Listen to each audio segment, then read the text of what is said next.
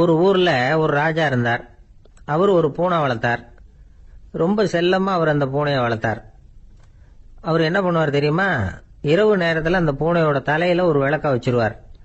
அந்த பூனை ரொம்ப ஜாக்கிரதையா அந்த விளக்கு கீழே விழுந்துடாம பாத்துக்கும். தலையை ஆட்டாம ரொம்ப நிதானமா ராஜா பின்னாடி நடந்து போய்கிட்டே இருக்கும். அந்த விளக்கு வெளிச்சத்துல எல்லா வேலைகளையும் செஞ்சிருவார். கையில ஒரு விளக்க தனியா எடுத்துட்டு போக வேண்டிய அவசியமே இல்லை. விளக்க தூக்கிட்டு போற வேலையை அந்த பூனை பாத்துக்கும். அதனால ராஜாவுக்கு அந்த பூனை மேல ரொம்ப பிரியம். மந்திரிகளை எல்லாம் கூப்பிட்டு அவங்க கிட்ட சொல்லுவார், பாத்தீங்களா இந்த பூனை எவ்வளவு விசுவாசமா நடக்குது, என் பேர்ல எவ்வளவு மரியாதை பாத்தீங்களா அதுக்கு அப்படிம்பார்.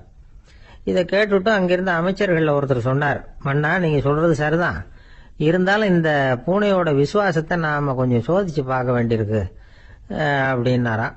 சரி, உங்க ஆசையை ஏன் கெடுக்கணும், நல்லா சோதிச்சு பாருங்க அப்படின்னு சொல்லிவிட்டார் ராஜா. உடனே அந்த அமைச்சர் என்ன பண்ணார் தெரியுமா? எங்கேயோ புறப்பட்டு போனார். ஒரு 5-6 எலிகளை பிடிச்சிட்டு வந்தார். அரண்மனையில் ராஜா ஏதோ வேலை பார்த்துக்கிட்டு இருக்கிறாரு. பக்கத்தில் அந்த பூனை ரொம்ப பணிவா நின்றுகிட்டு இருக்குது. அது தலையில விளக்கு எரிஞ்சுக்கிட்டு இருக்கு. அமைச்சர் தான் பிடிச்சிட்டு வந்த எலிகளை அந்த பூனை பார்வையில படுறது மாதிரி எதிரில் விட்டார். அந்த எலிகள்லாம் அங்கேயும் இங்கேயும் ஓட ஆரம்பிச்சுது. அதை பார்த்தது பூனை. அவ்வளவுதான். தலையில இருக்கிற விளக்க பத்தியும் கவலைப்படல, ராஜாவை பத்தியும் கவலைப்படல. ஒரே பாய்ச்சலா பாஞ்சு எலிகளை துரத்த ஆரம்பிச்சுட்டுது. தலையில இருந்த விளக்கு எங்கேயோ போய் விழுந்தது, அணைஞ்சு போச்சு. இருட்டுல ராஜா தடுமாற ஆரம்பிச்சுட்டார். இந்த சமயத்துல அந்த அமைச்சர் மறுபடியும் விளக்க ஏத்தினார். வெளிச்சம் வந்தது. அதுக்கப்புறம் அந்த அமைச்சர் பேசினார், அரசே, பூனையோட விசுவாசத்தை பாத்தீங்களா? எலி அது கண்ணுல படுற வரைக்கும் தான் விசுவாசமா இருந்தது.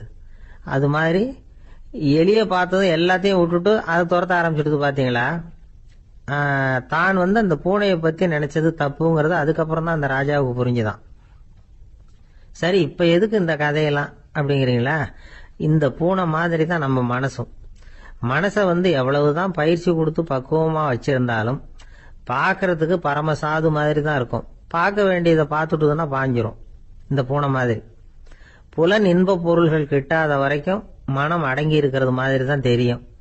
கொஞ்சம் வாய்ப்பு கிடைச்சாலும் அது குதிக்க ஆரம்பிச்சிரும், தப்பு பண்ண ஆரம்பிச்சிரும். பெரிய பெரிய முனிவர்கள் வாழ்க்கையில நடந்த வீழ்ச்சி இதை தான் நிரூபிக்குது. புலன்களின் ஆற்றல் அதிகம். அதனால மனக்கட்டுப்பாடு பயிற்சிகள்ல ரொம்ப எச்சரிக்கையா இருக்கணுங்கிறார் சுவாமி சிவானந்தர். மது பழக்கத்தையே விட்டுட்டேன்னு உறுதியா இருப்பான். கடை கண்ணுல பட்டுட்டுதுன்னா கால் அவனை கேட்காமலே இழுத்துக்கிட்டு உள்ள போயிடும். இதுதான் மனசுங்கிறது. அதுதான் அந்த ராஜா வளர்த்த பூனை. நம்மால் ஒருத்தன் அந்த ராஜா பூனை தலையில விளக்க வச்சது மாதிரி இவன் தன்னுடைய தலையிலேயே ஒரு விளக்க ஏற்றி வச்சுக்கிட்டு என்னத்தையோ தேட ஆரம்பிச்சான். தேடிட்டு இருக்கிறான். தலையை ஆட்டாம நிதானமா நடந்து ரொம்ப நேரமா தேடிட்டு இருக்கிறான். அந்த சமயம் அங்க வந்த ஒருத்தர், என்னத்தை தேடுறீங்கன்னு கேட்டார். அதுதான் மறந்து போச்சு அப்படின்னு இழுத்தான். சரி, கொஞ்சம் இப்படி உட்காருங்க, ஞாபகம் வந்ததும் தேட ஆரம்பிக்கலாம் அப்படின்னாரு அவரு. இவன் கொஞ்ச நேரம் உட்காந்து யோசிச்சான். அப்புறம் திடீர்னு எழுந்திருச்சான். ஞாபகம் வந்துட்டுதுன்னா. என்னன்னு கேட்டார். எங்க வீட்டுல இருந்த விளக்க எங்க வச்சேன்னு தெரியல, அதுதான் தேடிட்டு இருக்கிறேன், ஏத்தி வைக்கலாம்னு பாக்குறேன் அப்படின்னா. ஒரு ஊர்ல ஒரு குரு இருந்தார், ஜென் குரு. அவரை தேடிட்டு ஒரு மன்னர் வந்தார். வந்தவர் ஜப்பான் மன்னர். தோட்டக்கலையை பத்தி தெரிஞ்சிட்டு போறதுக்காக அவர் வந்தார். எப்படி தோட்டம் அமைக்கிறது அப்படிங்கறத பத்தி அந்த குரு விவரமா சொல்லி கொடுத்தாரு. 1 நாள் 2 நாள் இல்ல, 3 வருஷம் கத்து கொடுத்தார். அதுக்கப்புறம் சொன்னார், நான் கத்து கொடுத்துட்டேன், இனிமே நீங்க போகலாம், போய் தோட்டம் அமைக்கலாம், அதுதான் உங்களுக்கு பரிசை. தோட்டம் அமைச்ச பிறகு சொல்லி அனுப்புங்க, நான் பாக்குறேன். நீங்க இங்க என்னவெல்லாம் கத்துக்கிட்டீங்களோ அதையெல்லாம் அங்க செயல்முறையில செஞ்சு காட்டுங்க அப்படின்னு சொல்லி அனுப்பி வச்சார். மன்னர் போனார். அரண்மனைக்கு பக்கத்திலேயே ஒரு பெரிய தோட்டத்தை உண்டு பண்ணினார். அழகான மரங்களையும் செடிகளையும் உருவாக்கினாரு. கிட்டத்தட்ட 1000 தோட்டக்காரர்களை பயன்படுத்தி 3 வருஷங்கள் முயற்சி பண்ணி அந்த அழகான தோட்டத்தை உருவாக்கினார். குரு கிட்ட இருந்து செய்தி வந்தது, நாளைக்கு தோட்டத்தை பாக்குறேன் அப்படின்னு. மன்னர் உடனே சுறுசுறுப்பாயிட்டார். முதல் நாளே தோட்டத்தை சுத்தப்படுத்தினார். ராத்திரி பூரா யாரும் தூங்கல. எல்லாருக்கும் தோட்டத்தை ஒழுங்குபடுத்துற வேலை. அது அந்தந்த இடத்துல ஒழுங்கா இருக்குதா அப்படின்னு சரி பார்த்தாங்க. ஒரு தவறும் இல்லாத வகையில அதை ஒழுங்குபடுத்தினாங்க. மறுநாள் குரு வந்தார், தோட்டத்தை பார்த்தார். அவருக்கு கோபம் வந்துட்டுது. மன்னருக்கு ஆச்சரியம், எப்பவும் சிரிச்சுக்கிட்டே இருக்கிறவர் இப்ப எப்படி இருக்கிறாரே அப்படின்னு. மெதுவா குரு கிட்ட போய், எல்லாம் சரியா தானே இருக்குது அப்படின்னார்.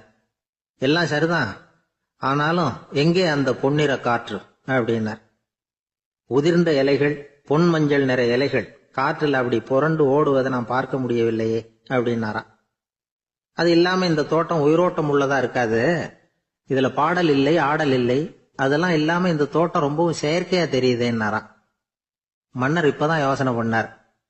கீழே கிடந்த காஞ்சி போன இலைகள் மட்டும் இல்ல, மரத்துல இருந்த காஞ்சி போன இலைகளையும் அப்புறப்படுத்தி சுத்தமா வச்சிருக்கிறார். இறப்பும் வாழ்க்கையினுடைய ஒரு பகுதி தான். மரணம்ங்கிறது வாழ்க்கைக்கு எதிரானது அல்ல, அதை நிரப்பும் ஒரு பகுதி தான் அது. மரணம் இல்லையில் வாழ்க்கையே இல்லை அப்படிங்கிறது பெரியவங்க கருத்து. இப்ப அந்த தோட்டம் அழகாதான் இருக்குது, இருந்தாலும் அது ஒரு ஓவியம் மாதிரி உயிர் இல்லாமல் இருக்கு. குரு ஒரு வாளியை கையில எடுத்துக்கிட்டார், தோட்டத்தை விட்டு வெளியில போனார். ஏற்கனவே வீசி எறிந்த அந்த சருகுகளை எல்லாம் அள்ளி கொண்டுகிட்டு வந்தார்.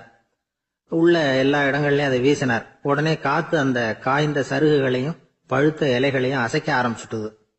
இப்போ அங்க சலசல சத்தம், சங்கீதம், இலைகளின் நடனம், ஓவியம் மாதிரி இருந்த அந்த தோட்டத்துக்கு இப்ப உயிர் வந்துட்டுது. இதுதான் அந்த பொன்னான காற்று அப்படின்னாராம் குரு. மன்னருக்கு புரிஞ்சுது. மிகப்பெரிய ஜென் கேள்வி ஒன்று உண்டு. உம்மான் அப்படிங்கிற ஒரு பெரிய குருவை பார்த்து துறவி ஒருத்தர் கேட்டாராம், இலைகள் எல்லாம் கீழே விழுந்து மரங்கள் மொட்டையாக இருக்கும் பொழுது என்ன நடக்கும்? இதுதான் கேள்வி. இதுக்கு உம்மான் சொன்ன பதில் பொன்னான காற்று, தி கோல்டன் விண்ட் அப்படின்னாராம். இதுக்கு என்ன விளக்கம்னா, உன்னுடைய எண்ணங்கள் எல்லாம் உன்னுடைய மனசிலிருந்து கீழே விழுந்து உனது உள்ளுணர்வானது மொட்டையாக நிற்கும் நிலைதான் அது. உனது வேர்களின் அருகில் காற்று வீசுகிறது. எல்லா எண்ணங்களும் உன்னிலிருந்து வெகு தூரத்துக்கு புரண்டு கொண்டே சென்று விடுகிறது. நீ அவற்றை கடந்து விட்டால் நீ அவைகளுக்கெல்லாம் மேலெழுந்து கீழே பார்ப்பவனைப் போல நிற்க ஆரம்பித்து விடுவாய். அதுதான் தியானம் என்பது அப்படின்னு சொல்றாங்க. தியானம்ங்கிறது எண்ணத்துக்கு எதிரானது இல்ல, தியானம்ங்கிறது எண்ணங்களை கடந்து செல்வதுதான். அதுக்கப்புறம் நாம பொன்னிற காற்றுல ஆட ஆரம்பிச்சிருவோம். இதுதான் பெரியவர்கள் சொல்றது. என்கிட்ட ஒருத்தர் தோட்டம் அமைக்கணும்னு யோசனை கேட்டு வந்தார். எல்லாம் சொல்லி கொடுத்தேன். செடிகள்லாம் செழிப்பா வளரணும்னா வேர் காயாம பாத்துக்குங்க, தினமும் தண்ணி விடுங்க அப்படின்னு சொல்லி அனுப்பி வச்சேன். ஒரு மாசம் கழிச்சு ஒரு தோட்டத்தை பாக்கிறதுக்காக போனேன். போய் பார்த்தா எல்லா செடியும் வாடி கிடக்குது. என்னங்க இப்படி பண்ணிவிட்டீங்கன்னு. நீங்க சொன்னபடிதான் செஞ்சேன்னார். என்ன செஞ்சீங்கன்னு கேட்டேன். வேர் காயாம பாத்துக்க சொன்னீங்க, தினமும் ஒரு தடவை எல்லா செடியையும் ஒவ்வொன்னா புடுங்கி பார்த்து வேர் காயாம இருக்கா அப்படின்னு பார்த்துட்டு அதுக்கப்புறம் தண்ணி பாய்ச்சனே, அவ்வளவுதான் அப்படின்னார். ஒரு ஜென் துறவி, அவருக்கு ரொம்ப வயசாயிட்டுது, கடைசி காலம். நண்பர்களெல்லாம் கூப்பிட்டார். நண்பர்களே, நான் வித்தியாசமான முறையில சாகணும்னு ஆசைப்படுறேன், அதுக்கு ஏதாவது யோசனை சொல்லுங்களேன் அப்படின்னு கேட்டாராம். நண்பர்கள் சிரிச்சாங்க. என்ன பேச்சு பேசுறீங்க, சாவறதுங்கிறது என்ன விளையாட்டு கத்தனமான காரியமா அப்படின்னு கேட்டிருக்காங்க. அந்த துறவி கொஞ்ச நேரம் யோசனை பண்ணார். அப்புறம் கேட்டாராம், இதுவரைக்கும் யாராவது நடந்துகிட்டே இறந்துருக்கிறாங்களா அப்படின்னாராம். எல்லாரும் இல்லைன்னாங்களாம். ஒருத்தர் மட்டும் சொல்லியிருக்கார். அப்படியும் ஒருத்தர் இறந்திருக்கிறதாக ஒரு கதையில படிச்சிருக்கிறேன், ஒரு ஞானியால தான் அப்படியெல்லாம் செய்ய முடியும் அப்படின்னு அவர் சொன்னாராம். சரி, அப்படின்னா அந்த முறை நமக்கு வேணாம், நின்றுகிட்டே யாராவது உயிரை விட்டுருக்காங்களா அப்படின்னு விசாரிச்சாராம். அப்படியும் ஒருத்தர் இறந்திருக்கிறார் அப்படின்னாங்களாம். மறுபடியும் அந்த துறவி யோசனை பண்ணியிருக்கிறார். ஏதாவது வித்தியாசமான முறையில நாம போகணும் அப்படிங்கிறது அவருடைய விருப்பம். மனிதன் எப்படி வாழ்கிறானோ அப்படி இறப்பதுதான் நல்லது. சரி, யாராவது தலைகீழா யோகம் செய்யும் நிலையில இறந்திருக்கிறாங்களா அப்படின்னு விசாரிச்சாராம். நண்பர்கள் சிரிச்சாங்க. தலைகீழா நின்னபடி இறந்ததாக நாங்க கேள்விப்பட்டதே இல்லை, அது முடியாத காரியம் அப்படின்னு இருக்காங்க. இப்ப அந்த துறவிக்கு திடீர்னு உற்சாகம் வந்துட்டுது. உடனே எழுந்திருச்சார், தலைகீழா நின்னார், அப்படியே உயிரை விட்டுட்டார். அவ்வளவுதான். அந்த மடாலயத்துல ஒரே குழப்பம். எப்படி அவரை கீழே இறக்கி படுக்க வைக்கிறது அப்படின்னு புரியல. இப்படி உயிர் விடுறத பத்தி அவங்க இதுவரைக்கும் கேள்விப்பட்டதும் இல்லை. உண்மையிலேயே இவர் இறந்துதான் போனாராங்கிறதும் தெரியல. சோதிச்சு பார்த்தாங்க. இதய துடிப்பு, நாடி துடிப்பு எல்லாம் நின்று போயிருந்தது. இவர் எப்பவும் இப்படித்தான், என்ன பண்றது இப்போ அப்படின்னு சொல்லி எல்லாரும் குழம்பிக்கிட்டு இருக்கிற சமயத்துல ஒரு பெரியவர் யோசனை சொன்னார். இந்த துறவியோட மூத்த சகோதரி பக்கத்து மடாலயத்துல இருக்கிறாங்க, அவங்களை இங்க அழைச்சிட்டு வந்தா ஏதாவது வழி கிடைக்கும் அப்படின்னார். அந்த அம்மாவுக்கு 90 வயசு. அழைச்சிட்டு வந்தாங்க. ஒரு குச்சியை ஊன்றிக்கிட்டு அப்படியே மெதுவா நடந்து வந்தாங்க. தம்பி, தலைகீழா நின்று உயிர் விட்டு இறக்கிறத பார்த்தாங்க. தம்பின்னு கூப்பிட்டு பார்த்தாங்க, ஒன்னும் காணும்.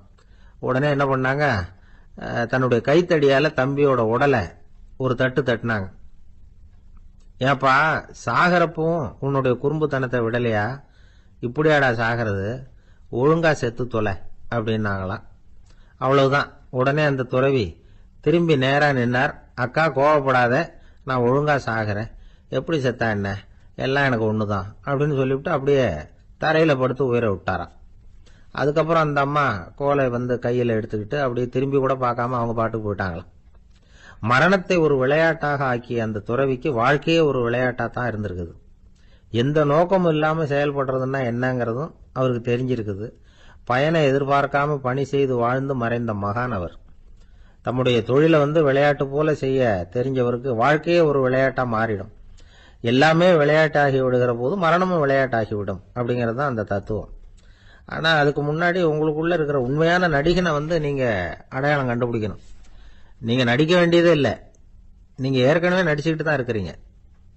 நீங்க இந்த உண்மையை தெரிஞ்சுக்கணும், அவ்வளவுதான். இதுதான் ஞானிகளுடைய கருத்து. வாழ்க்கையை சரியா புரிஞ்சுக்கிட்டா எல்லாமே நடிப்புங்கிறது புரியும். கல்யாண பத்திரிக்கை அனுப்பியிருந்தேனே, ஏண்டா வரலன்னு கேட்டான் ஒருத்தன். வந்திருந்தேனே அப்படின்னானா இவன். டேய், ஏண்டா போய் சொல்ற, நான் பத்திரிக்கையே உனக்கு அனுப்பலையே அப்படின்றான் அவன். அதுக்கு இவன் சொன்னானா, பத்திரிக்கை அனுப்புனேன்னு நீ போய் சொல்றப்போ கல்யாணத்துக்கு வந்தேன்னு நான் போய் சொல்லக்கூடாதா அப்படின்னானா. ஒரு பெரிய அரசன் இந்த உலகம் பூராவையும் ஆண்டுகிட்டு இருந்தான். ரொம்ப காலம் அப்படி அரசாட்சி பண்ணிட்டு இருந்தான். திடீர்னு அவனுக்கும் சில எதிரிகள் முளைச்சாங்க. அவங்கெல்லாம் ஒன்று சேர்ந்து இவனை தோற்கடிச்சுட்டாங்க. தோத்து போனதும் இவனுக்கு பயம் வந்துட்டுது, எங்கே எதிரிகள் நம்ம கொண்டுடுவாங்களோ அப்படின்னு. வெளியில வந்தா தனக்கு ஆபத்துன்னு பயந்துகிட்டு யாருக்கும் தெரியாம ஒரு குகைக்குள்ள போய் பதுங்கி கிடக்கிறான். நிலைமைய பாருங்க. முதல் நாள் அரண்மனையில அதிகாரம் பண்ணிக்கிட்டு இருந்தவன் மறுநாள் குகையில பயந்து போய் பதுங்கி கிடக்கிறான். ராத்திரி நேரம் வந்தது, பசி வயத்தை கிள்ளுது, பிச்சை எடுத்து சாப்பிட வேண்டிய நிலைமை. பிச்சை எடுக்கிறதுக்கு பாத்திரம் வேணுமே, என்ன பண்றது அப்படின்னு அங்கேயும் இங்கேயும் பாக்குறான்.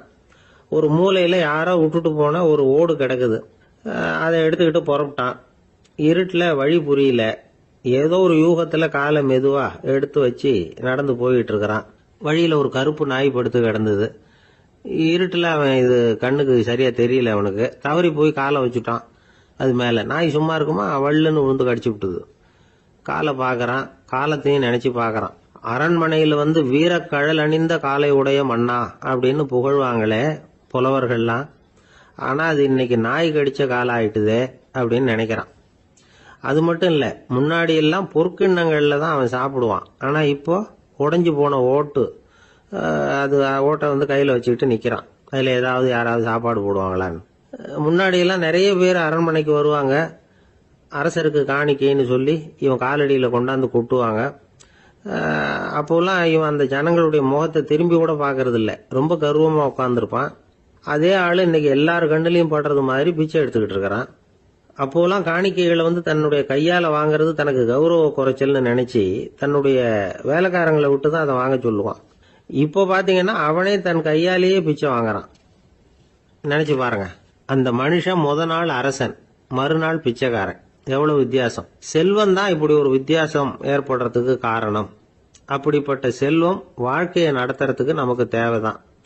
ஆனா அதையே நாம் அடைய வேண்டிய பயனா நினைக்கிறோம் பாருங்க, அதுதான் வேடிக்கை. இத நம்மாழ்வார் அழகா ஒரு பாசுரத்துல சொல்றார். ஒரு நாயகமாய் ஓட உலகுடன் ஆண்டவர், கருணாய் கவர்ந்த காலர், சிதைகிய பானையர், பெருநாடு காண இம்மையிலே பிச்சைதாம் கொள்வர், திருநாரணன் தாழ் காலம் பெற சிந்தித்து உய்மினோ அப்படிங்கிறார் நம்மாழ்வார். ஒரு பெரிய பணக்காரர் ஒரு துறவிகிட்ட போய், சாமி என்கிட்ட நிறைய பணம் இருக்கு, இருந்தாலும் நிம்மதி இல்ல, என்னால நிம்மதியா இருக்க முடியல, என்ன காரணம்னு கேட்டாராம். உடனே அந்த துறவி இதுக்கு நேரடியா பதில் சொல்லாம பக்கத்துல நின்றுகிட்டு இருந்த ஒரு குழந்தைய கூப்பிட்டார். அது ஓடியாந்தது. ஒரு ஆப்பிள் பழத்தை எடுத்து அது கையில கொடுத்தார். அதை வாங்கிக்கிட்டு குழந்தை சிரிச்சுது. இன்னொரு பழத்தை எடுத்து கொடுத்தார். அதை இன்னொரு கையில வாங்கிட்டு சிரிச்சுது. மூணாவது ஆப்பிள் எடுத்து கொடுத்தார். 2 பழத்தையும் நெஞ்சில் அணைச்சிக்கிட்டு 3வது பழத்தையும் வாங்கறதுக்கு முயற்சி பண்ணிச்சு. ஆனா அது உடனே நழுவி கீழே விழுந்து உருண்டு ஓடிச்சு. ஏற்கனவே இருந்ததும் விழுந்துட்டுது. இப்ப அந்த குழந்தை அழ ஆரம்பிச்சுட்டுது. இப்ப அந்த துறவி பணக்காரர்கிட்ட சொன்னாராம், குழந்தைய கவனிச்சியா, 2 ஆப்பிள் போதும்னு அது நினைச்சிருந்தா இப்போ அது அழ வேண்டிய அவசியம் வந்திருக்குமா அப்படின்னாராம். எதுவுமே அளவுக்கு மிஞ்சினா துன்பம்தான்.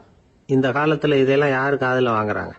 ஒருத்தனை நல்ல வழிக்கு கொண்டு வரணும்னு நினைச்சு அவனை கூப்பிட்டு உட்கார வச்சு இந்த கதையை சொல்லிட்டு இருந்தாங்க. சொல்லிவிட்டு அந்த குழந்தை செஞ்சது தப்பு தானே அப்படின்னு கேட்டிருக்கிறாங்க. ஆமாம், தப்பு தான். நானா இருந்தா அப்படி செஞ்சிருக்க மாட்டேன் நானா இவன். 2 பழமே போதும்னு சொல்லியிருப்பியா அப்படின்னு கேட்டிருக்காங்க. அப்படி இல்லைங்க, அவர் கொடுக்க கொடுக்க ஒவ்வொரு பழமா வாங்கி பின்னாடி வச்சுட்டு மறுபடியும் கையை நீட்டுவேன் அப்படிங்கிறானா. இவெல்லாம் எந்த காலத்துல திருந்துறது? ஒரு ஊர்ல ஒரு புகழ்பெற்ற பத்திரிகையாளர் இருந்தார்.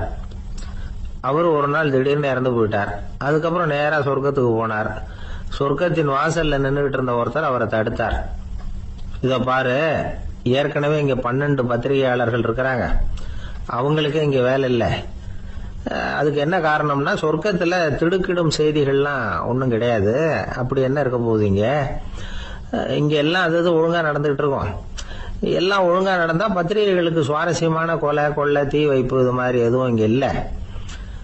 ஏற்கனவே இங்க இருக்கிறவங்க எல்லாரும் மரத்தடியில் உட்காந்துக்கிட்டு தியானம் பண்ணிட்டு இருக்கிறாங்க. அந்த ஒரே செய்தி தான் தினமும் இங்க வந்துகிட்டு இருக்குது. அதை படிக்கிறதுக்கே இங்க ஆள் கிடையாது. அதனால நான் என்ன சொல்றேன்னா, நீ பேசாம நரகத்துக்கே போயிடு. அங்க எவ்வளவோ நிகழ்ச்சிகள் நடந்துகிட்டு இருக்கு. அங்கதான் அதிகமான பத்திரிகையாளர்கள் தேவைப்படுறாங்க. அங்க உனக்கு நிறைய வேலை இருக்கும். அதை செய்யறதில்ல, நீயும் மகிழ்ச்சியா இருக்கலாம் அப்படின்னு சொன்னாராம். அங்க அந்த சொர்க்கத்தின் வாசல்ல நின்றுகிட்டு இருந்தவர். இந்த பத்திரிகையாளர் அங்கேயே நின்று கொஞ்சம் யோசனை பண்ணார். இவருக்கு சொர்க்கத்திலே இருக்கணும்னு தான் ஆசை. அதனால மெதுவா அவர்கிட்ட பேசினாராம். ஐயா, என்ன ஒரு 24 மணி நேரம் இங்க உள்ள இருக்கிறதுக்கு அனுமதி கொடுங்க. இங்க இருக்கிற பல பத்திரிகையாளர்களை எனக்கு தெரியும். அவங்கள சில பேரை சமாதானப்படுத்தி மெதுவா பேசி நரகத்துக்கு அனுப்பி வச்சுடுறேன். நான் இங்க இருந்துக்கிறேன். உங்க கணக்குப்படி 12 பேருக்கு மேல இங்க தாண்டாது, அப்படி பாத்துக்கிறேன் அப்படின்னாராம். அவரும் யோசனை பண்ணி பார்த்துட்டு, சரி அப்படியே உனக்கு அனுமதி கொடுக்குறேன், ஆனா ஒரு விஷயம், 24 மணி நேரம் தான் அனுமதி, அதுக்குள்ள எல்லாம் நடக்கணும் அப்படின்னு இருக்காரு. சரின்னு சொல்லிவிட்டு இந்த பத்திரிகையாளர் உள்ள போனார். யோசனை பண்ணார். திட்டம் போட்டு ஒரு பொருளையை கிளப்பி விட்டார். சக பத்திரிகையாளர்கள் எல்லாம் கூப்பிட்டு சொன்னாராம், இந்த பாருங்க, நரகத்துல ஒரு பெரிய தினசரி பேப்பரை கொண்டுகிட்டு வர்றதுக்காக திட்டம் போட்டுக்கிட்டு இருக்காங்க. அதுக்கு பல அதிகாரிகள் தேவைப்படுறாங்க. நிறைய சம்பளம் கிடைக்கும். யார் யாரெல்லாம் நரகத்துக்கு போக ஆசைப்படுறாங்களோ அவங்க எல்லாம் போகலாம் அப்படின்னு ஒரு பொருளையை கிளப்பி விட்டார். 24 மணி நேரம் கழிச்சு வாசல் பக்கம் போனார். அங்க இருந்தவர்கிட்ட எத்தனை பேர் வெளியேறினாங்கன்னு விசாரிச்சாராம். அப்போ அவர் இவரை, நீ வெளியே போகக்கூடாது, முதல்ல உள்ளதான் இருக்கணும் அப்படின்னு தடுத்தாராம். அப்புறம் சொன்னாராம், நீ சொன்ன செய்தியை கேட்டதும் இங்க இருந்த எல்லா பத்திரிகையாளர்களுமே நரகத்துக்கு போயிட்டாங்கப்பா, உள்ள யாருமே இல்லை, அதனால நீ உள்ளே இருக்கலாம் அப்படின்னாராம். இதை கேட்டதும் இந்த பத்திரிகையாளரே குழம்பி போயிட்டார். ஒருவேளை உண்மையிலேயே நரகத்துல புதுசா பத்திரிகை ஏதாவது ஆரம்பிக்க போறாங்களோ அப்படின்னு அவரே நினைக்க ஆரம்பிச்சுட்டாராம். அப்புறம் சொன்னாராம், ஐயா என்னை விட்டுருங்க, நான் நரகத்துக்கே போயிடுறேன், அங்க ஏதோ விசேஷம் இருக்கணும் அப்படின்னாராம். இல்லைன்னா இத்தனை பேரும் ஒட்டுமொத்தமா அங்க போறதுக்கு சான்ஸே இல்லை, என்ன தடுக்காதீங்கன்னு கெஞ்ச ஆரம்பிச்சுட்டாராம். மற்றவங்க நம்பணுங்கிறதுக்காக ஒரு பொருளையை கிளப்பி விட்டார். கடைசியில தானே அந்த பொருளைக்கு ஆளாயிட்டார். அதாவது பிறரை ஏமாற்றிய அவரது மனம் கடைசியில் அவரையே ஏமாத்த ஆரம்பிச்சுட்டு பாருங்க.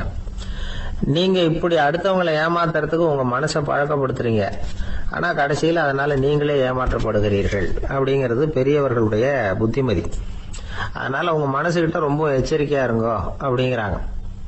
நம்ம ஆளுங்க அங்க போய் என்ன சொல்லுவாங்கன்னா, இந்த மாதிரி அங்க போகாத இங்க போகாதன்னு பயமுறுத்துறது உண்டு. சில பேர் அங்க பேய் இருக்குது, பிசாசு இருக்கு அப்படின்னு பொருளைய கிளப்பி விடுறது உண்டு. இருட்டு நேரம் காட்டு வழியா ஒருத்தன் போயிட்டு இருக்கிறான். அங்க பேய் பிசாசு நடமாட்டம் இருக்கிறதாக வதந்தி. இவன் பயந்துகிட்டே வேகமா போறான். காடு முடிஞ்சு மெயின் ரோட்டுக்கு வந்து சேர்ந்தான். அப்பாடா, ஒரு பஸ் நின்றுட்டு இருக்கு தனியா. இருட்டுல லேசா தெரிஞ்சது. ஓடி போய் ஏறி உள்ள உட்காந்துக்கிட்டான். பயந்துகிட்டே போனவன் அப்புறம் தான் தெரியுது உள்ள யாருமே இல்லை, டிரைவரும் இல்லை, கண்டக்டரும் இல்லை, வேற யாரும் இல்லை. இவனுக்கு பேய் பயம் அதிகமா போட்டுது. ஏன்னா நடு ராத்திரி. இந்த நேரம் பார்த்து அந்த பஸ் தானே நகர ஆரம்பிச்சுதான். இவனுக்கு இன்னும் பயம் அதிகமா போட்டுது. ஏன்னா டிரைவர் சீட்டு காலியா இருக்கு, பஸ் நகருது.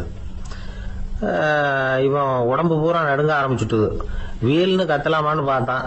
அந்த நேரம் பார்த்து அவன் தோல்ல ஒரு கை விழுந்துதான். திடுக்கிட்டு திரும்பி பார்த்திருக்கிறான். அங்க டிரைவர் நிக்கிறாரு. அவரு சொன்னாராம், ஏன்பா, ஏற்கனவே பஸ் பிரேக் டவுன், நாங்கெல்லாம் பின்னாடி இறங்கி நின்று தள்ளிட்டு இருக்கிறோம், நீ மட்டும் ஜாலியா ஏறி உக்காந்துக்கிட்டியா, இறங்கி வந்து தள்ளப்பா அப்படின்னாராம். அமெரிக்க ஜனாதிபதி ஆப்ரஹாம் லிங்கன் ஒரு நாள் தன்னோட கோச்சு வண்டியில தலைநகரான வாஷிங்டனுக்கு போயிட்டு இருக்கிறார். கோச்சு வண்டி ஒரு சாலையில போயிட்டு இருக்கு. அந்த சாலைக்கு ஒரு பக்கத்துல பயங்கரமான சதுப்பு நிலம். சதுப்பு நிலம்னா அது புதைகுழி, புதை மணல்ங்கிறோம்ல, அது மாதிரி. அந்த சதுப்பு நிலத்துல யாராவது மாட்டிக்கிட்டா அவ்வளவுதான், ஆளை கொஞ்சம் கொஞ்சமா உள்ள அமுக்கிவிடும், தப்பிச்சு கரையேறது கஷ்டம். அப்படிப்பட்ட நிலம் அது. ஆப்ரஹாம் லிங்கன் ஏதோ ஒரு முக்கியமான அரசாங்க வேலையா போயிட்டு திரும்பி வந்துட்டு இருக்கிறார். அதனால அந்த சமயத்துல அவர் விலை வசந்த ஆடைகளை அணிஞ்சிருக்கிறார். அப்படி அவர் அந்த கோச்சு வண்டியில வந்துகிட்டு இருக்கிறாரு. அந்த சமயத்துல ஒரு காட்சி அவர் கண்ணுல பட்டுட்டுது. என்ன தெரியுமா? ரோட்டுக்கு பக்கத்துல இருந்த சதுப்பு நிலத்துல ஒரு இளம் பன்றி குட்டி சிக்கிக்கிட்டு தவிச்சுக்கிட்டு இருக்குது, பரிதாபமா கத்திக்கிட்டு இருக்குது. அதை பார்த்தார் லிங்கன். அவருக்கு என்ன மாதிரி ஆயிட்டுது. உடனே வண்டியை நிறுத்த சொன்னார், கீழே இறங்கினார். தன்னோட விலை வசந்த ஆடைகளை பத்தி லட்சியம் பண்ணவே இல்லை. தனக்கே ஆபத்து வரலாம்ங்கிறத பத்தியும் கவலைப்படல. தான் ஒரு குடியரசுத் தலைவருங்கிறத பத்தியும் அவர் நினைச்சு பார்க்கல. நேரா அந்த சதுப்பு நிலம் பக்கமா போனாரு. அந்த சேத்துல இறங்கி பன்றிக்குட்டியை காப்பாத்தி கரைக்கு கொண்டுட்டு வந்து சேர்த்துட்டார். அதுக்கப்புறம் நிம்மதியா கோச்சு வண்டியில ஏறி வெள்ள மாளிகைக்கு வந்து சேர்ந்தார். டிரெஸ், உடம்பு பூரா சேரு சகதி. பாக்குறவங்களுக்கெல்லாம் ஆச்சரியமா போச்சு. அவங்களுக்கு ஒன்றும் புரியல. இவர் நேரா ட்ரெஸ் மாத்திக்கிறதுக்காக போனாரு. கோச்சு வண்டி ஓட்டிட்டு வந்தவன் கிட்ட போய் எல்லாரும் கேட்டாங்க, என்ன ஆச்சு அப்படின்னு. அவர் வர்ற வழியில நடந்த விவரத்தை சொன்னார். ஆப்ரஹாம் லிங்கனுடைய இந்த இறக்க குணத்தை எல்லாரும் பாராட்டினாங்களாம், புகழ்ந்தாங்களாம். ஆனா இதுக்கு லிங்கன் என்ன பதில் சொன்னார் தெரியுமா? தயவு பண்ணி இந்த புகழ்ச்சியான பேச்சையெல்லாம் ஒதுக்குங்க, அதெல்லாம் வேணாம். அந்த சின்ன பிராணி சகதியில மாட்டிக்கிட்டு துடிச்சுக்கிட்டு இருந்தது, அதை பார்த்தேன். உடனே என்னுடைய இதயத்துல ஒரு முள்ளு தைச்சது மாதிரி ஒரு உணர்வு. அந்த முள்ளை பிடுங்கி எறிஞ்சேன், அவ்வளவுதான். உண்மையில அந்த பிராணிக்கு நான் உதவினேங்கிறத விட எனக்கு ஏற்பட்ட இன்னலை போக்கிட்டேன் அப்படிங்கறதுதான் உண்மை. அதுதான் பொருத்தம். அப்படி இருக்கிறப்போ இதுல புகழறதுக்கு என்ன இருக்குது அப்படின்னாரு ஆபிரகாம் லிங்கன். எவ்வளவு யதார்த்தமான வார்த்தைகள் பாருங்க. இந்த காலத்துல நம்மளையும் பல பேர் அப்படி உண்டு. நீச்சல் தெரியாத ஒரு ஆளு தண்ணியில இறங்கிட்டான். தண்ணி ஆழம்ங்கிறது அப்புறமா தான் தெரிஞ்சுது. தத்தளிக்க ஆரம்பிச்சுட்டான், வாழ் வாழ்னு கத்துறான். கரையில நின்றுட்டு இருந்த ஒருத்தர் இதை பார்த்தார். உடனே அவருக்கு இதயத்துல முள்ளு தைச்சது மாதிரி ஒரு உணர்வு. உடனே குபீர்னு தண்ணியில பாஞ்சார். அவரை காப்பாத்தி கரைக்கு கொண்டுட்டு வந்து சேர்த்தார். இத பார்த்துக்கிட்டு இருந்த இன்னொருத்தர் காப்பாத்தின அந்த ஆளை பாராட்டி புகழ்ந்தார். என்ன புகழாதீங்க சார் அப்படின்னாரு அவர். ஏன்னு கேட்டார் இவர். நான் அந்த ஆளை ஏன் காப்பாத்தினேன் தெரியுமா? அவன் நேத்துக்கு என்கிட்ட 300 ரூபா கடன் வாங்கியிருக்கிறான். இவன் தண்ணியில போட்டான்னா நான் கொடுத்த கடனும் தண்ணியில போடும். அதனாலதான் விழுந்து காப்பாத்தினேன் அப்படின்னா அந்த ஆள். ஒரு ஊர்ல 4 நண்பர்கள் இருந்தாங்க. 4 பேரும் சோம்பேறிகள். 4 பேருக்கும் எந்த வேலையும் செய்யறதுக்கு உடம்பு வளையறதில்ல. இருந்தாலும் சோம்பேறித்தனத்துல ஒருத்தருக்கு ஒருத்தர் கொஞ்சம் வித்தியாசம் உண்டு. அதுக்கு தகுந்த மாதிரி அவங்களுக்கு பேர் அமைஞ்சு போச்சு. ஒருத்தன் கால் சோம்பேறி, இன்னொருத்தன் அரை சோம்பேறி, அடுத்தவன் முக்கால் சோம்பேறி, கடைசி ஆளு முழு சோம்பேறி. இவங்க 4 பேரும் நண்பர்கள். அப்புறம் எப்படி காரியம் நடக்கும்? 4 பேரும் ஒரு வீதியில அப்படியே நடந்து போய்கிட்டு இருக்கிறாங்க. நல்ல பசி. எங்கேயாவது சோறு போடுவாங்களா அப்படின்னு பார்த்துக்கிட்டே வந்தாங்க. அவங்க வந்த வழியில ஒரு 1 ரூபாய் காசு கிடந்தது தரையில. அவங்க கண்ணுல அது பட்டுது. ஆனாலும் அதை குனிஞ்சு எடுக்கணுமே, அதுக்கு சோம்பேறித்தனம். முழு சோம்பேறி பார்த்தான். பக்கத்துல வந்துகிட்டு இருந்த முக்கால் சோம்பேறி கிட்ட சொன்னானா, டேய் அதை கொஞ்சம் குனிஞ்சு எடுறா அப்படின்னானா. அவன் என்ன பண்ணான் தெரியுமா? அதுக்கு அடுத்தபடியா வந்த அரை சோம்பேறி கிட்ட சொன்னானா, டேய் நீ அதை கொஞ்சம் குனிஞ்சு எடுறா அப்படின்னானா. அவன் இவனோட மோசம். அடுத்தவங்க கிட்ட சொல்லியிருக்கிறான். அவனும் குனியறதுக்கு தயாரா இல்ல. ஆக கூடி கடைசியில யாருமே காசை எடுக்கல. என்னத்துக்கு அனாவசியமா உடம்ப வளைச்சிக்கணும் அப்படின்னு எல்லாரும் பேசாம வந்துட்டாங்க. அவங்க பாட்டுக்கு நடந்து வந்துகிட்டே இருக்கிறாங்க. எதிரில் ஒருத்தன் வாழைப்பழத்தை வண்டியில வச்சு தள்ளிட்டே வந்தான். ரூபாய்க்கு 4 பழம்னு கூவி வித்துக்கிட்டே வர்றான். இப்ப அந்த முழு சோம்பேறி சொன்னானா, டேய் வழியில கிடந்தத 1 ரூபா, அதையாவது எடுத்துக்கிட்டு வந்திருந்தா இப்ப இந்த பழத்தை வாங்கி ஆளுக்கு 1 சாப்பிடலாமே அப்படின்னானா. ஆமா சாப்பிட்டுருக்கலாமே அப்படின்னாங்களாம் மற்றவங்களும். ஆனாலும் திரும்பி போய் அதை எடுக்கணும்னு யாருக்கும் தோணலை. பேசாம சோர்ந்து போய் நடந்து வந்தாங்களாம். இருட்டி போச்சு. வழியில ஒரு கோவில். சரி இங்கேயே படுத்து தூங்குவோம் அப்படின்னா ஒருத்தன். அதுதான் சரின்னாங்க மற்றவங்களும். அப்படியே மண்டபத்தில் படுத்துட்டாங்க. கோவில் அர்ச்சகர் வேலையெல்லாம் முடிச்சு விட்டு வெளியில வந்திருக்காரு. இவங்கள பார்த்தாராம். ஏன் இப்படி சோர்ந்து போய் கிடக்குறீங்க அப்படின்னு விசாரிச்சிருக்காரு. 2 நாளாச்சுங்க நாங்க சாப்பிட்டு அப்படின்னாங்களாம். அவர் உடனே ஐயோ பாவம் அப்படின்னு சொல்லி பானை, விறகு, அரிசி, தண்ணி எல்லாம் கொடுத்து நீங்களே சமையல் பண்ணி சாப்பிட்டுக்கோங்க அப்படின்னு சொல்லிவிட்டு போயிட்டார். இந்த 4 பேருக்கும் சமையல் பண்ணி சாப்பிடணும்னு ஆசையா தான் இருந்தது. ஆனா அடுப்பு பற்ற வைக்கணுமே, அதுக்கு தீப்பெட்டி வேணுமே. தீப்பெட்டி இல்லை. இப்ப முழு சோம்பேறி ஆரம்பிச்சான். அடுத்தவனை பார்த்து, டேய் கடைக்கு போய் ஒரு தீப்பெட்டி வாங்கிட்டு வாயேன் அப்படின்னு நானா. அவன் வழக்கம் போல அடுத்தவங்க கிட்ட சொல்லியிருக்கான். அவன் அதுக்கு அடுத்தவங்க கிட்ட சொல்லியிருக்கிறான். கடைசியா கால் சோம்பேறி கிட்ட வந்து சேர்ந்தது. அவனும் அது நம்மால முடியாது அப்படின்னு பேசாம இருந்துட்டான். இப்ப தீப்பெட்டி வேணுமே, அதுக்கு என்ன பண்றது? அவங்களுக்குள்ள பேசி ஒரு முடிவுக்கு வந்தாங்களாம். அதாவது யாரு முதல்ல வாயை திறந்து பேசுறாங்களோ அவங்க தான் தீப்பெட்டி வாங்கறதுக்கு போகணும் அப்படின்னு. அவ்வளவுதான். உடனே 4 பேரும் வாயை கெட்டியா மூடிக்கிட்டு படுத்துக்கிட்டாங்க. அவங்க சமையல் பண்ணி சாப்பிட்டாங்களா என்ன அப்படிங்கறது அர்ச்சகருக்கு தெரியல. சரி பார்த்துட்டு வரலாமேன்னு வந்தார். வந்து பாக்குறாரு, இவங்க 4 பேரும் அசையாம படுத்து கிடக்குறாங்க. அர்ச்சகர் பயந்துட்டார். ஒருவேளை பசி தாங்காம செத்து போட்டாங்களோ அப்படிங்கிற பயம், அல்லது நாம கொடுத்த உணவுப் பொருள்ல ஏதாவது விஷம் கலந்துருக்குமோ அப்படின்னு பயந்தார். அப்படின்னா நம்ம மேல பழி வந்துருமே அப்படின்னு நினைச்சு நடுங்க ஆரம்பிச்சுட்டார். அப்புறம் அவரும் ஒரு முடிவுக்கு வந்தாராம். கோவிலுக்கு பக்கத்திலேயே ஒரு பெரிய குழி இருந்தது. அதுல ஒவ்வொருத்தரையா இழுத்துக்கிட்டு போய் போட்டார். கொஞ்சம் மண்ணை தள்ளினார். காலால மிதிச்சார். அவர் மிதிச்ச மிதி ஒருத்தன் அடி வயத்துல போட்டுவிட்டது. அவன் உடனே வலி தாங்காம ஐயோ அம்மான்னு அலர்னான். உடனே நடந்தது என்ன தெரியுமா? மத்த 3 பேரும் துள்ளி எழுந்திருச்சாங்களாம். அவனை பார்த்து நீ தாண்டா தீப்பெட்டி வாங்க போகணும், நீ தாண்டா வாங்க போகணும், நீ தான் சத்தம் போட்ட அப்படின்னு சொல்லி ஆரம்பிச்சுட்டாங்களாம். அர்ச்சகர் பார்த்தார். இது பேய் மாதிரி தெரியுதுன்னு நினைச்சுக்கிட்டு ஒரே ஓட்டமா ஓடி போட்டாராம். கிராமப்புறங்கள்ல இப்படி ஒரு கதையை சொல்றது உண்டு. சோம்பல்ங்கிறது நம்ம முன்னேற்றத்துக்கு பெரிய தடை அப்படிங்கறத நாம புரிஞ்சுக்கணும். அதுதான் இந்த கதை சொல்ற நீதி. ஒரு பள்ளிக்கூடத்துல ஒரு புதுமையான போட்டி நடந்துதான். அதாவது சோம்பேறித்தனத்துக்கு பரிசு. அதுல 2வது பரிசு யாருக்குன்னு அறிவிச்சாங்க. ஒரு பையன் எழுந்திருச்சு மெதுவா நடந்து போய் பரிசை வாங்கிட்டான். அடுத்தது முதல் பரிசு யாருக்கு அப்படின்னு அறிவிச்சாங்களாம். அவன் கடைசி வரிசையில இருந்து கத்தனானா, ஐயா அதையும் அந்த பையன் மூலமாவே கொடுத்து அனுப்பி வச்சிருங்க, இங்க வந்தது நான் வாங்கிக்கிறேன் அப்படின்னு நானா. ஒரு ஊர்ல ஒரு ஆள் இருந்தான். தையல் கடை வச்சிருந்தான். அவங்கிட்ட ஒருத்தன் ஒரு சட்டை துணி எடுத்து கொடுத்து தைக்க சொல்லியிருந்தான். வர்ற சனிக்கிழமை வா வந்து வாங்கிட்டு போ அப்படின்னு அவன் சொல்லியிருந்தான். அதே மாதிரி இவன் வந்தான். அவன் தச்சு வச்சிருந்த சட்டையை கொடுத்தான். இவன் வாங்கி அங்கேயே போட்டு பார்த்தான். கை நீளம் ஒண்ணுக்கு ஒண்ணு வித்தியாசமா இருந்தது. வலது கை இடது பக்கத்தை விட நீளம் குறைச்சலா இருந்தது. அவன் முணுமுணுக்க ஆரம்பிச்சுட்டான். என்ன இது இப்படி தைச்சுட்டியேன்னு. இதுக்கு அவன் சொன்னான், ஐயோ இதுக்காகவா சங்கடப்படுறீங்க, வலது கையை மட்டும் கொஞ்சம் உள்ள இழுத்தாப்புல வச்சுக்கிட்டீங்கன்னா சரியா போகுது. மற்றபடி அந்த சட்டையில உள்ள கலை அம்சத்தை கவனிங்க, எவ்வளவு அற்புதமா தச்சிருக்கேன் பாருங்க. ஒரு சின்ன குறைய இப்படி எல்லாம் பொருட்படுத்த வேண்டியதில்லை. நான் சொன்னது மாதிரி கைய கொஞ்சம் உள்ள இழுத்தது மாதிரி வச்சுக்கிட்டு நடந்து போங்க, ஜோரா இருக்கும் அப்படின்னா. அவனும் யோசிச்சு பார்த்தான். சரியான யோசனையா தான் தோணுச்சு. கொஞ்சம் முயற்சி பண்ணி வலது கையை கொஞ்சம் உள்ள இழுத்து சட்டை சரியா இருக்கிறது மாதிரி பண்ணிட்டான். இப்ப மறுபடியும் ஒரு பிரச்சனை.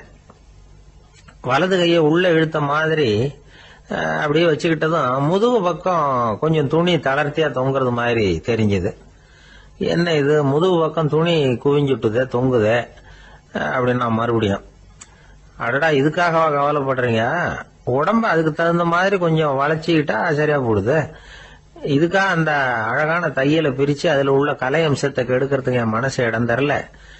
எவ்வளவுக்கு தளர்த்தியா இருக்கோ அவ்வளவுக்கு கொஞ்சம் உடம்ப வளைச்சி அப்படி குனிஞ்சது மாதிரி போங்க போதும் அப்படின்னா. அதுவும் நல்ல யோசனையா தான் பட்டுது இவனுக்கு. சரின்னு சொல்லிவிட்டு புறப்பட்டான். தெருவில் இறங்கினான். கைய கொஞ்சம் உள்ள இழுத்தான். உடம்ப கொஞ்சம் முன்னால வளைச்சான். சட்டைக்கு தகுந்த மாதிரி உடம்ப பண்ணிட்டான். மெதுவா நடந்து போறான். இப்ப எதிரில் இன்னொருத்தன் வரான். இவனை பாக்குறான். இவன் போட்டிருக்கிற சட்டைய பாக்குறான். ஆஹா அற்புதம்ங்கிறான். சும்மா சொல்லக்கூடாது, ரொம்ப நல்லா இருக்கு, நிச்சயமா இது இந்த ஊர் மேல தெருவில் இருக்கிற ஒருத்தன் இருக்கானே, அவன் தச்சதா தான் இருக்கணும் அப்படின்னா. இதை கேட்டதும் அவனுக்கு ஆச்சரியம். எப்படி அவ்வளவு கரெக்டா கண்டுபிடிச்சிங்க அப்படின்னு கேட்டிருக்கான். இதுக்கு அந்த வழிபோகன்னு சொன்னானா, அவன் ரொம்ப கெட்டிக்காரன். உங்களை மாதிரி உடம்பும் கையும் வளைஞ்சு போன ஒரு ஆசாமிக்கு அவனை தவிர வேற யாராலேயும் இவ்வளவு பொருத்தமான ஒரு சட்டையை தைக்க முடியாது அப்படின்னானா. பாருங்க, அவனுக்காக இவன் அனுசரிக்க போய் இவனோட நிலைமை எப்படி ஆயிடுது பாருங்க. இதே மாதிரிதான் சில சடங்குகளும் சம்பிரதாயங்களும் நம்மளை கோமாளி ஆக்கி விட்டுரும். எதுவா இருந்தாலும் அதுல அறிவுபூர்வமான அணுகுமுறை அவசியம். ஒரு நர்ஸ் அவசரமா ஓடி டாக்டர் கிட்ட சொல்லிச்சான், டாக்டர் ஒரு தப்பு நடந்து போச்சு, 10ஆம் நம்பர் பெட்ல இருக்கிற பேஷண்ட்டுக்கு காலில் ஆபரேஷன் பண்றதுக்கு பதிலாக கையில ஆபரேஷன் பண்ணி விட்டீங்க. கை ஆபரேஷன் பண்ணிக்க வேண்டிய ஆள் 7ஆம் நம்பர் பெட்ல இருக்கார் அப்படின்னு தான். அதுக்கு ஒரு பதட்டப்படாம சொன்னாராம், பரவாயில்ல, இவரை தூக்கி 7ஆம் நம்பர் பெட்ல போட்டுரு அப்படின்னா. ஒரு வயசான பாட்டியும் தாத்தாவும் ஒரு பூங்காவில் உட்காந்து பேசிக்கிட்டு இருக்கிறாங்க. அவங்களுக்கு கல்யாணம் ஆகி 53 வருஷம் ஆச்சு. பிள்ளைங்கள்லாம் படிச்சு பெரிய பெரிய வேலையில இருக்கிறாங்க. பேரன் பேத்திகளும் நல்ல நிலைமையில இருக்கிறாங்க. இந்த தாத்தாவும் பாட்டியும் சிரிச்சு பேசிக்கிட்டு இருந்தத ஒரு பெரியவர் பார்த்தார். அவருக்கு ஆச்சரியமா இருந்தது. இந்த வயசுலயும் இவ்வளவு அந்யோன்யமா இவங்க பேசிக்கிட்டு இருக்கிறாங்களே அப்படின்னு நினைச்சார். சரி, நேரிலேயே கேட்டுருவோமே அப்படின்னு நினைச்சிட்டு கிட்ட போனார். உங்க மன வாழ்க்கையின் வெற்றிக்கான ரகசியம் என்ன அப்படின்னு கேட்டார். இதை கேட்டதும் அந்த தாத்தா சிரிச்சுக்கிட்டே பாட்டியை பார்த்தாராம். அதுக்கப்புறம் சொன்னாராம், நான் இந்த அம்மாவை கல்யாணம் பண்ணிட்டதுக்கும் எங்களுடைய இல்வாழ்க்கை இவ்வளவு நாளா பலம் குறையாம மகிழ்ச்சியா இருக்கிறதுக்கும் காரணம் ஒண்ணுதான். அது என்ன காரணம்னா, எங்களுக்கு இடையில பொதுவா நிறைய குறைகள் உண்டு, அதுதான் காரணம் அப்படின்னாராம். அவர் சொல்றது சரிதான் அப்படிங்கிறது மாதிரியே அந்த பாட்டியும் அவரை நிமிர்ந்து பார்த்தாங்களாம். இந்த பெரியவர் மறுபடியும் அந்த பாட்டியை பார்த்து அதே கேள்வியை கேட்டிருக்கார். உங்களுடைய நீண்டகால மன வாழ்க்கைக்கு கிடைச்ச வெற்றி எதனாலேன்னு சொல்ல முடியுமா அப்படின்னு கேட்டாராம். அவங்களும் சிரிச்சுக்கிட்டே பதில் சொன்னாங்களாம். என்ன பதில் தெரியுமா? சில பேரை நாம குறிப்பிட்ட பண்புகளுக்காக நேசிக்கிறோம், வேற சிலரை நாம அந்த பண்புகள் இல்லாத குறைகளுக்காகவே விரும்பி பழகிறோம் இல்லையா அப்படின்னு கேட்டுட்டு தலையில் குனிஞ்சுக்கிட்டாங்களாம் அந்த பாட்டியம்மா.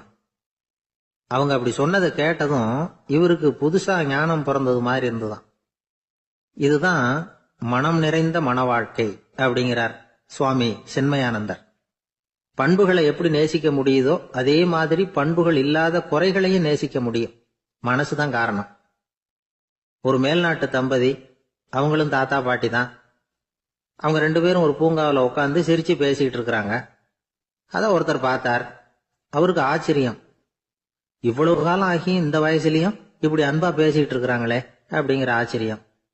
கிட்ட நெருங்கி போனாரு. கேட்டார், ஏன் தாத்தா, உங்களுக்கு கல்யாணம் ஆகி எவ்வளவு வருஷம் ஆச்சுன்னார்.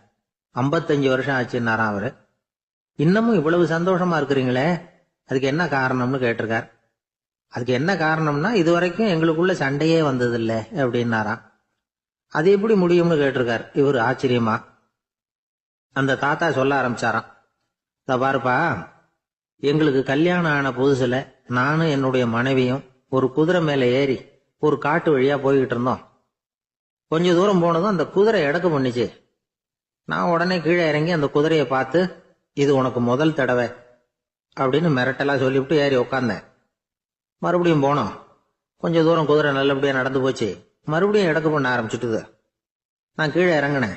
கையில் இருந்த சாட்டையால ஓங்கி ஒரு அடி கொடுத்தேன். இது உனக்கு 2வது தடவை அப்படின்னு சொல்லிவிட்டு ஏறி உட்கார்ந்தேன். மறுபடியும் குதிரை கொஞ்ச தூரம் நல்ல விதமா நடந்து போச்சு. அப்புறமும் எடக்கு பண்ண ஆரம்பிச்சுட்டுது. அந்த சமயத்துல ஒரு ஆற்று பாலத்தை கடந்து போய்கிட்டு இருக்கிறோம். நான் கீழே இறங்கினேன். என்னுடைய மனைவியையும் கீழே இறங்க சொன்னேன். அந்த குதிரையை பிடிச்சி அப்படியே ஆத்துல தள்ளி விட்டுட்டேன். தள்ளி விட்டுட்டு, இது உனக்கு கடைசி தடவை அப்படின்னு சொன்னேன். அதை பார்த்ததும் என் மனைவி பதறி போயிட்டாங்க. போய், ஐயோ பாவம், என்ன இப்படி பண்ணிவிட்டீங்க, உங்களுக்கு மனசுல கொஞ்சம் கூட இறக்கமே இல்லையா அப்படின்னாங்க. நான் மெதுவா இவங்க பக்கம் திரும்பி, இது உனக்கு முதல் தடவை அப்படின்னு. அவ்வளவுதான், அன்னையில இருந்து இன்னைய வரைக்கும் ஒரு நாள் கூட எங்களுக்குள்ள சண்டையே வந்ததில்லை அப்படின்னு விளக்கம் கொடுத்தார் அந்த தாத்தா. காஞ்சிபுரத்துல பல்லவ ராஜா ஒரு கோவில் கட்டினார், கைலாசநாதர் கோவில். அதுக்கு கும்பாபிஷேகம் பண்றதுக்கு ஒரு நாள் குறிப்பிட்டு அதுக்கு வேண்டிய ஏற்பாடுகள்லாம் பண்ணினார். முதல் காரியமா கடவுளை வேண்டிக்கிட்டார். நீங்க இந்த கும்பாபிஷேகத்துக்கு நேரில் வந்து கலந்துக்கணும்னார். கடவுள் அந்த ராஜா கனவுல வந்தார். நீ கும்பாபிஷேகம் வச்சிருக்கிற அதே நாள்ல அதே நேரத்துல எனக்கு இன்னொரு ஊர்ல ஒரு கும்பாபிஷேகம் இருக்குது, அதுக்கு போக வேண்டியிருக்கு. அதாவது திருநின்ற ஊர்ல என்னுடைய பக்தர் ஒருத்தர், அவரும் ஒரு கோயில் கட்டி கும்பாபிஷேகம் செய்யறார். நான் அதுக்கு போக வேண்டியிருக்கு, அதனால உன்னுடைய தேதியை நீ மாத்தி வச்சுக்கோ அப்படின்னார்.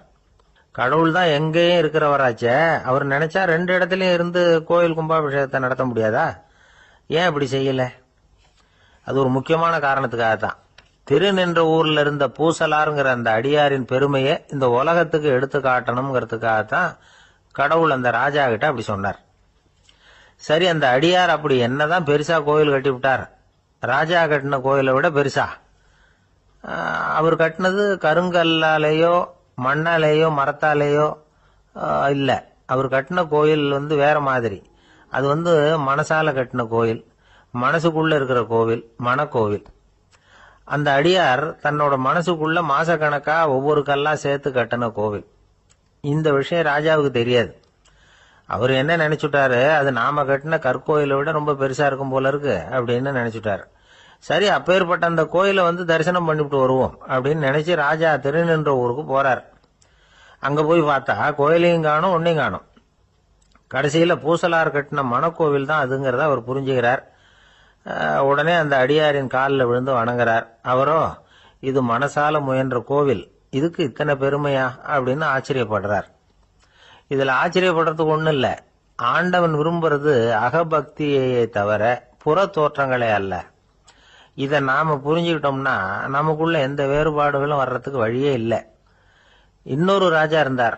அவரு ஆண்டவனுக்கு படைக்கிறதுக்காக ஒரு தார் நல்ல செவ்வாழைப்பழமா எடுத்துக்கிட்டு போகணும்னு நினைச்சார். அதனால முத நாளே அதை வாங்கிட்டு வர சொன்னார் வேலைக்காரங்கிட்ட. வேலைக்காரன் போனா கடைத்தெருவில் ஒரு தார் பழம் வாங்கினா. வர்ற வழியில அவன் குடிசை. அப்படியே எட்டி பார்த்துட்டு போவோமேன்னு நினைச்சான். போனான். அங்க இவனோட குழந்தை பாவம் பசியால கத்திட்டு இருக்கு. இவன் பார்த்தான், இவ்வளவு பெரிய தாரில் ஒரு 2 பழம் எடுத்தா தெரியவா போகுது அப்படின்னு நினைச்சு ஒரு 2 பழத்தை பிச்சு அந்த குழந்தைகிட்ட கொடுத்தான். அதை வாங்கி வயிறார சாப்பிட்டது. பசி அடங்குச்சு, விளையாட போயிட்டுது. இவன் அதுக்கப்புறம் வாழைப்பழத்தை எடுத்துக்கிட்டு அரண்மனைக்கு வந்தான். 2 பழம் பிச்சிருக்கிறது ராஜாவுக்கு தெரிஞ்சு போச்சு. இவன் உண்மையை சொல்லிவிட்டான். உடனே ராஜா, கடவுளுக்கு படைக்க வேண்டிய பொருளை குழந்தை எச்சில் பண்ண விட்டுருக்கியே அப்படின்னு சொல்லி அவனை கட்டி வச்சு சாட்டையால் அடிச்சார் பாவம். மறுநாள் பழத்தை கோயிலுக்கு எடுத்துட்டு போனார். கடவுள் முன்னாடி வச்சார். கடவுள் கண்ணை திறந்து பார்த்தார், பழம்லாம் அழுகி இருக்குது. என்ன இது அழுகி போன பழம் அப்படின்னார். ராஜா முழிச்சார். நல்லா தானே இருந்தது அப்படின்னு நினைச்சார். அப்போ கடவுள் அந்த ராஜா கிட்ட சொன்னாராம், இத பாருப்பா, இந்த தாரில் 2 பழம் தான் நல்ல பழம். அந்த 2 பழங்களையும் நேத்துக்கே நான் சாப்பிட்டுட்டேன் அப்படின்னாராம். அப்பதான் ராஜாவுக்கு புரிஞ்சுது, ஏழை குழந்தையின் பசியை தீர்க்கறதுக்காக உதவுன அந்த 2 பழம் தான் இறைவன் சாப்பிட்ட பழம்னு. இறைவன் இருக்கிற இடம் எது? இதுதான். இந்த உலகத்துல மனுஷன் எவ்வளவோ தவறுகள் செய்யறான். அதுக்கெல்லாம் என்ன காரணம்? அதை பத்தின ஆராய்ச்சி தான் இன்னைக்கு. இதுக்கு ஆராய்ச்சி என்னத்துக்கு? அது தெரிஞ்ச விஷயம் தானே அப்படின்னு நீங்க நினைக்கலாம்.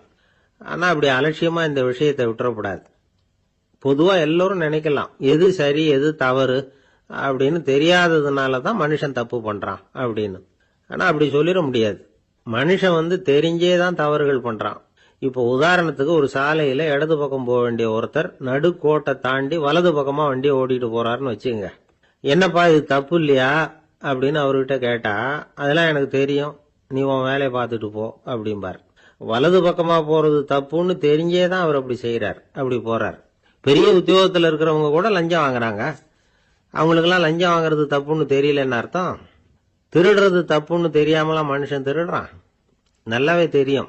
நீங்க வேணும்னா கேட்டு பாருங்க, வேற வழி இல்ல அதனாலதான் திருடுறேன்பா. திருடுறது ஒரு புண்ணியமான காரியம்னு திருடனே கூட சொல்ல மாட்டான். திருடுறது தவறுங்கிறது திருடனுக்கு தெரியும் அப்படிங்கறத விளக்கறதுக்காக ஒரு பெரியவர் ஒரு கதை சொன்னார். அதாவது 2 திருடர்கள் 2 பேரும் சேர்ந்து ஒரு வீட்டுக்கு போய் ஒரு 10,000 ரூபாயை திருடிட்டு வந்துடுறாங்க. ஒரு காட்டு வழியா வந்துகிட்டு இருக்கிறாங்க. இன்னும் விடியல. 2 பேருக்கும் தூக்கம் கண்ணை சுத்துது. சரி, இப்படியே ஒரு மரத்தடியில படுத்து தூங்குவோம், காலையில விடிஞ்சதும் இந்த பணத்தை 2 பேரும் பங்கு போட்டுக்குவோம் அப்படின்னு முடிவு பண்றாங்க. அதே மாதிரி படுத்து தூங்குறாங்க. நடு ராத்திரியில ஒரு திருடன் முழிச்சுக்கிறான்.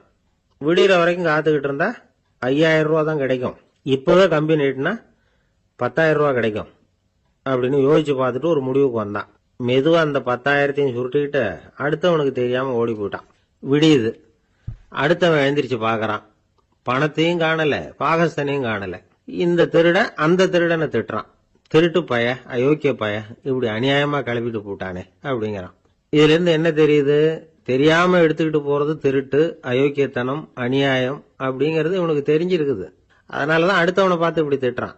அதனால தெரியாததுனால மனுஷன் தவறு பண்றான்னு சொல்றது சரியில்லை. அப்படின்னா மனுஷன் பண்ற தவறுகளுக்கு உண்மையான காரணம் தான் என்ன? இதே சந்தேகம் அர்ஜுனனுக்கும் வந்துதான். அதனாலதான் அவன் பகவானை பார்த்து கேக்குறான்.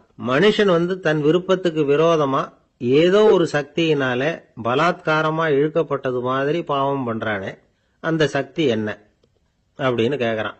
இதுக்கு பகவான் பதில் சொல்றார். காமமும் குரோதமும் தான் அந்த சக்திகள், அதாவது ஆசையும் சினமும்.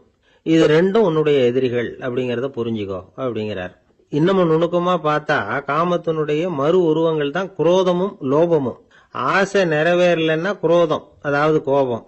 ஆசை நிறைவேறிட்டதுன்னா லோபம், அதாவது பேராசை. பாவத்தை கண்ட்ரோல் பண்ணணும்னா அதுக்கு மெயின் சுவிட்ச் எது அப்படிங்கறது இப்பதான் தெரியுது. அதுக்கு மனுஷன் தெரிஞ்சே தான் தவறு பண்றான் அப்படின்னு பேசிக்கிட்டோமே. அதுக்கு ஒரு உதாரணம். ஒரு ஆளு ஹோட்டல்ல சாப்பிட போனான். சாப்பிட்டு முடிச்சான். எழுந்திரிச்சு முதலாளி கிட்ட பில்ல கொடுத்தான். காசை கொடுக்கல. முதலாளி பணம் கொடுன்னு கேட்டார். இவன் என்கிட்ட பணம் இல்லைன்னா. முதலாளி கொஞ்சம் கூட அலட்டிக்கல. உள்ள இருந்து ஒரு ஆளை கூப்பிட்டார். இவனை கூப்பிட்டுட்டு போய் இட்லி மாவு ஆட்ட சொல்லுனார். இவனும் கவலைப்படாம உள்ள போயிட்டான். அப்போ அழைச்சிட்டு போற ஆளு கேக்குறான், ஏன் சார் சாப்பிடுறதுக்கு முன்னாடி காசு இல்லைங்கிறது உங்களுக்கு தெரியாதா அப்படின்னு கேக்குறான். தெரியும், காசு இல்லைங்கிறதும் தெரியும், காசு இல்லாம சாப்பிட்டா மாவாட்டணுங்கிறதும் தெரியும் அப்படின்னா அந்த ஆள். அப்படின்னா நீங்க உங்க வீட்லயே சாப்பிட்டு இருக்கலாமே அப்படின்னு கேக்குறான் அவன். அதுக்கு இவர் சொல்றாரு, அது எப்படி? அங்க சாப்பிட்டாலும் நான் இதே வேலையை தானே செய்ய வேண்டியிருக்கும் அப்படின்னாராம். ஒரு ஊர்ல ஒரு மன்னன் இருந்தான், கொடுங்கோல் மன்னன். நிறைய தொந்தரவு பண்ணிட்டு இருந்தான். அவன் ஒரு தடவை என்ன பண்ணான் தெரியுமா?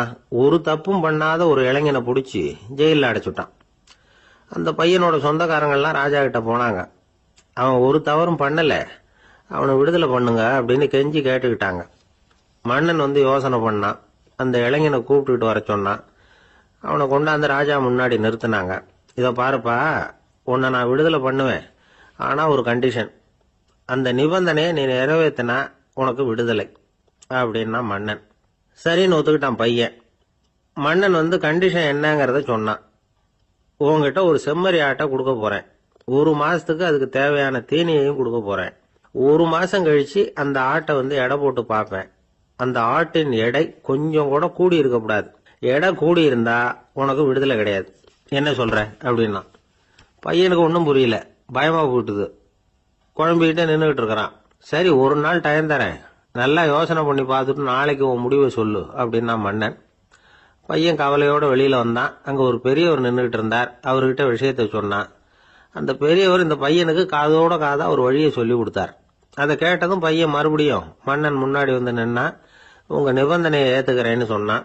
மன்னன் ஒரு ஆட்டுக்குட்டியையும் அதுக்கு 1 மாசத்துக்கு தேவைப்படுற தீவனத்தையும் கொடுக்கும்படியா உத்தரவு போட்டான். கொடுத்தாங்க. ஓடிட்டு போயிட்டான். 1 மாசம் தினமும் தவறாம அந்த தீவனத்தை ஆட்டுக்குட்டிக்கு போட்டுக்கிட்டு இருக்கிறான். 1 மாசம் கழிச்சு அந்த ஆட்டை அரண்மனைக்கு ஓட்டிட்டு போனான். மன்னன் அதை எடை போட்டு பாக்குறான். எடை கூடவே இல்லை, அப்படியே தான் இருக்குது. உடனே போட்ட நிபந்தனைப்படி அந்த இளைஞனை விடுதலை பண்ணிவிட்டான். சரி, ஆட்டுக்கு எடை கூடாம இருக்கிறதுக்கு அந்த பெரியவர் சொல்லி கொடுத்த யோசனை என்ன அப்படின்னா, அது வேற ஒண்ணும் இல்ல. அந்த ஆட்டுக்கு எதிரில் அது கண்ணுல படுற மாதிரி ஒரு ஓநாயை கட்டி போட சொன்னார். அவ்வளவுதான். ஆட்டுக்கு ஓநாய்ங்கிறது பிறவி பகை. ஓநாயை பார்த்தா ஆடு நடுங்க ஆரம்பிச்சிரும், அவ்வளவு பயம். தினமும் அந்த ஆடு பயந்துகிட்டே தீனி சாப்பிட்டுது, எடை கூடல. அதுதான் ரகசியம். இது சின்ன பிள்ளைங்களுக்கான ஒரு கதை. இதுல இருந்து தெரிஞ்சுக்க வேண்டிய உண்மை என்னன்னா, நாமெல்லாம் சாப்பிடுறப்ப மனசும் உடம்பும் அமைதியா இருக்கணும். அப்பதான் அது உடம்புல ஒட்டும். அவசரத்திலையும் பயத்திலையும் சாப்பிட்டா அது சரியா ஜீரணம் ஆகாது. இன்னொரு ராஜா இருந்தார். அவரும் ஒரு இளைஞனை ஜெயில அடைச்சு விட்டார். விடுதலை பண்ணணும்னா ஒரு கண்டிஷன்னார். என்னன்னு கேட்டான். ஒரு ஆட்டுக்குட்டியை அவன் முன்னாடி கொண்டாந்து நிறுத்துவேன், நீ அதுகிட்ட ஒரு கேள்வி கேட்கணும், அதுக்கு சரியான பதில சொல்லணும். அப்படி செஞ்சுட்டா உனக்கு விடுதலைன்னார். இளைஞன் யோசனை பண்ணி பார்த்தான். சரின்னு ஒத்துக்கிட்டான். அது பிரகாரமே ஆட்டுக்குட்டிய பதில் சொல்ல வச்சுட்டான். என்ன நடந்தது தெரியுமா? ஆட்டுக்குட்டியை கொண்டாந்து நிறுத்தினாங்க. இவன் மெதுவா அதுகிட்ட போனான். அது காதுகிட்ட போய் ஏப்ரலுக்கு அடுத்த மாசம் என்ன மாசம்னு கேட்டான். அது உடனே மேன்னு கத்திச்சு. இவன் விடுதலை ஆயிட்டான். இமயமலை அடிவாரத்துல ஒரு மடம். அங்க ஒரு சன்னியாசி இருந்தார். அவர்கிட்ட ஒருத்தர் வந்தார். சுவாமி, ஆசைய உதற நினைக்கிறேன், முடியல, ஒட்டிக்கிட்டே வருது அப்படின்னாராம். இப்படி உட்கார, ஒரு கதை சொல்றேன் அப்படின்னு சொல்லி அவர் சொல்ல ஆரம்பிச்சாராம். அவர் சொன்ன கதை என்னன்னா, ஒரு ஊர்ல ஒரு ஆள் இருந்தான். அவன் பேரு குப்புசாமி. அவன்கிட்ட எப்பவும் ஒரு பழைய தொப்பி இருக்கும், விடவே மாட்டான். அதனால அவனை எல்லாரும் தொப்பி சாமி அப்படின்னு தான் கூப்பிடுறது வழக்கம். ஒரு புது தொப்பி வாங்கிக்கப்படாதாப்பா அப்படின்னு நண்பர்கள்லாம் சொல்லி பார்த்தாங்க. பணத்துக்கு எங்க போவேன் அப்படின்னு விட்டானான். பணம் வச்சிருக்கான், செலவு பண்ண மனசு வரல, மகா கஞ்சன். பழைய பாட்டில்கள்லாம் வாங்கி வித்துக்கிட்டு இருந்தான். அப்படி ஒரு தடவை பழைய கண்ணாடி சாமான்களை ஏலத்தில் எடுத்தப்போ அதில் ஒரு அருமையான சென்ட் பாட்டில் கிடைச்சிது. உடனே ஒரு ஐடியா பண்ணான். அந்த சென்ட்டை சின்ன சின்ன பாட்டில்களில் அடைச்சி ஜன்னல் ஓரமாக அடுக்கி வச்சுட்டான். அதை விற்றா நிறைய பணம் கிடைக்குமே, அதனால. இதுக்கு இடையில ஒரு நாள் அவன் அப்படியே உட்காந்துருந்தான். அந்த நேரம் நண்பன் வந்தான். ஏண்டா, உன் பழைய தொப்பியை மாற்றப்படாதா? ஊரில் எல்லாரும் கேலி பேசுகிறாங்களே உன்னை தொப்பி சாமின்னு அப்படின்னு சொல்லி கேட்டிருக்கான். இந்த சென்ட் பாட்டில் விற்றதும் பணம் வரும், அதுக்கப்புறம் பார்க்கலாம் அப்படின்னு நானா இவன். சரி வா, நீச்சல் குளத்துக்கு போயிட்டு வருவோம் அப்படின்னு கூப்பிட்டுருக்கான் நண்பன். 2 பேரும் போனாங்க. அதே நேரம் அந்த ஊர் நீதிபதியும் அங்கே குளிக்க வந்தாராம். அவர்கிட்ட இருந்தது விலை வசந்த ஒரு புது தொப்பி. அதை அங்கே இருந்த ஸ்டாண்டில் மாட்டிவிட்டு குளிக்க போனார். இதுக்கிடையில குப்புசாமி குளிச்சுட்டு வந்தான். அவனுடைய பழைய தொப்பியை காணல. அந்த புது தொப்பியை பார்த்தா இது நண்பனுடைய வேலை தான் அப்படிங்கிறதாக புரிஞ்சுக்கிட்டு அதை எடுத்து மாட்டிட்டு வந்துட்டான். நீதிபதி குளிச்சுட்டு வந்து பார்க்குறாரு, தொப்பியை காணும். போலீஸில் புகார் கொடுத்தார். அவங்க தேடினாங்க. ஒரு மூலையில் பழைய தொப்பி கிடைச்சது. அடடா, இது நம்ம குப்புசாமியோட தொப்பி இல்லையா அப்படின்னு நானா ஒருத்தன். உடனே அவன் வீட்டுக்கு தேடிட்டு போயிருக்காங்க. அங்கே போய் பார்த்தா புது தொப்பி அங்கே இருக்குது. உடனே அவனுக்கு 1000 ரூபாய் அபராதம் போட்டாங்களாம். அவன் பணத்தை கட்டிவிட்டு ரொம்ப எரிச்சலோட வீட்டுக்கு வந்தான். பழைய தொப்பி கண்ணில் பட்டது. மறுபடியும், உன்னால தானே எனக்கு 1000 ரூபா நஷ்டம் அப்படின்னு சொல்லி அதை எடுத்துக்கிட்டு அப்படி போயிருக்கான். அந்த ஊர் குளத்துல வீசி எரிஞ்சிட்டு வந்துட்டான். அது மீன் பிடிக்கிற ஒருத்தன் கையில் சிக்கிச்சு. அவன் வர்ற வழியில் அதை எடுத்து வேகமாக வீசி எறிஞ்சான். அது நேராக குப்புசாமி வீட்டு ஜன்னல் வழியாக உள்ள இந்த சென்ட் பாட்டில்கள் மேலே விழுந்து எல்லாம் உடஞ்சி நொறுங்கி போச்சு. குப்புசாமி பார்த்தான். தோட்டத்தில் ஆழமாக ஒரு குழியை வெட்டினான்.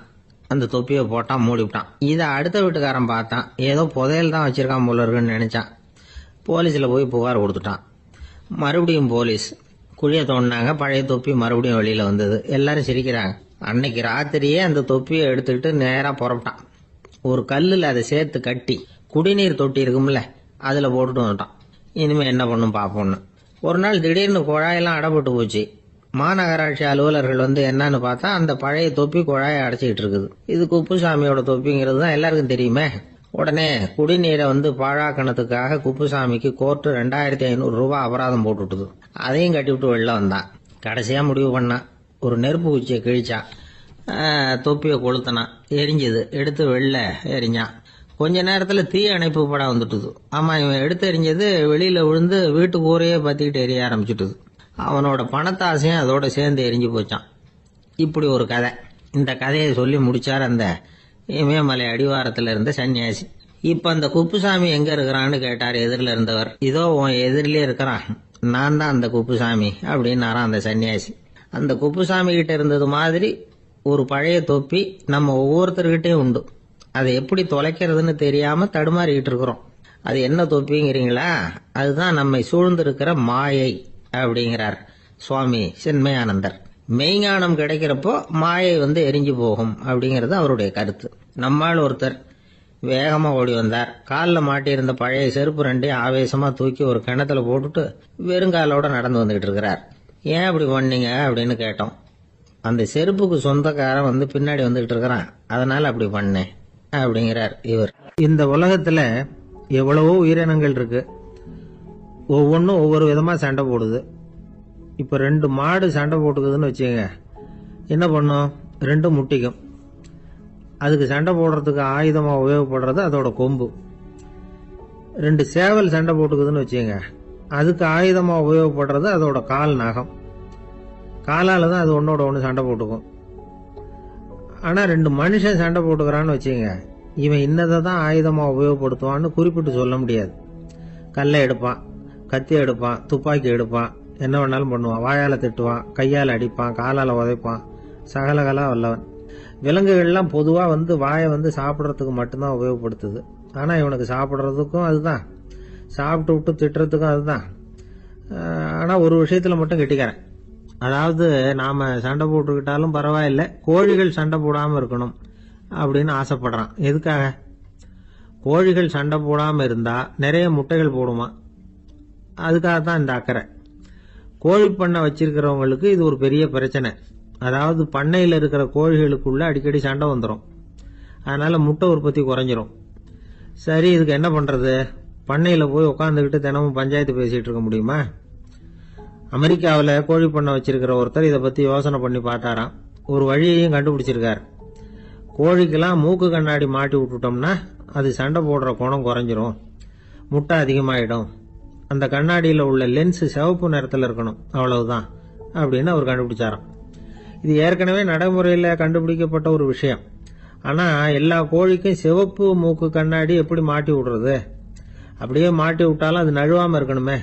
இப்போ நாமெல்லாம் நடு வரலால மூக்கு கண்ணாடி நடுவில் தொட்டு அப்படி ஸ்டைலாக சரி பண்ணிக்கிறோம், அது மாதிரி கோழி எப்படி சரி பண்ணிக்கும்? இதுதான் பிரச்சனை. இதுக்கு அவர் என்ன வழி கண்டுபிடிச்சாருன்னா, கோழிக்கெல்லாம் மூக்கு கண்ணாடிக்கு பதிலாக விழியொட்டு வில்லைகள், கான்டாக்ட் லென்ஸ், அதை பொருத்தி விட்டா என்ன அப்படின்னு யோசனை பண்ணார். அதே மாதிரி பண்ணார். அதே மாதிரி செஞ்சு பார்த்தார், வெற்றி.